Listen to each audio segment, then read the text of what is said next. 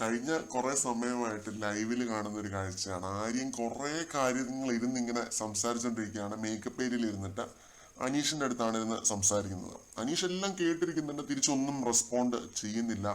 ആര്യം പറയുന്ന ഇതാണ്: ഞാൻ എന്ത് തെറ്റാണ് ചെയ്തതെന്ന് എനിക്ക് ഇപ്പോഴും അറിയത്തില്ല.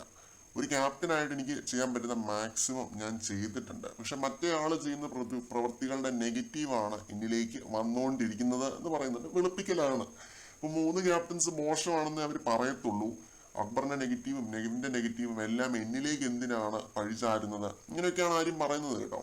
ഇത് എല്ലാം അനീഷ് കേട്ടിരുന്നിട്ട് ആര്യൻ സംസാരിച്ചതിന് ശേഷമാണ് മറുപടി പറഞ്ഞത്. അനീഷ് നല്ലൊരു ലിസണർ ആയിട്ട് എനിക്ക് തോന്നിയിട്ടുണ്ട്. ഷാനവാസ് ഇങ്ങനെ ഇരുന്ന് പറയുന്നതും അനീഷ് ഒരുപാട് വട്ടം കേട്ടിരിക്കുന്നതായിട്ട് ഞാൻ ലൈവില് കണ്ടിട്ടുണ്ട്. അപ്പോഴും ഇപ്പോഴും എല്ലാം അനീഷ് പറയുന്നത് ഒറ്റ സ്റ്റേറ്റ്മെന്റ് ആണ്: ആര്യം പറയുന്ന എല്ലാ കാര്യത്തോടും എനിക്ക് യോജിക്കാൻ പറ്റില്ല. വന്നപ്പോൾ ഷാനവാസിനോട് യോജിക്കാൻ പറ്റില്ല എന്ന് ഷാനവാസിന്റെ അടുത്തും പറയും. എനിക്ക് വിയോജിപ്പുകളുണ്ട്, പക്ഷെ അത് അവിടെ നിൽക്കട്ടെ.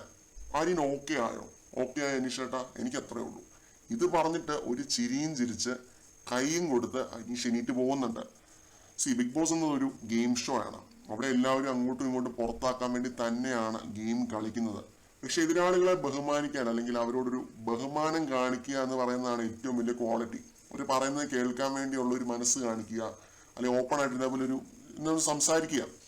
അനുമോൾ ആണെങ്കിലും അക്ബർ ആണെങ്കിലും ആര്യൻ, നെവിൻ, ആദില, നൂറ ഇവർക്ക് ആർക്കും ഇല്ലാത്തൊരു സംഭവമാണ് ഇത്.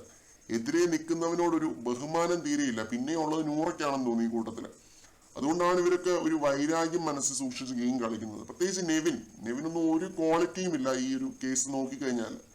അപ്പം വൈരാഗ്യം സൂക്ഷിച്ചാണ് ഇവരൊക്കെ ഗെയിം കളിക്കുന്നത്. ഇവരൊക്കെ വെറും വിഷം ഇത് ചെയ്തിട്ടാണ് ഗെയിം കളിക്കുന്നത്. പ്രത്യേകിച്ച് നെവിനും അക്ബറും ഒക്കെ.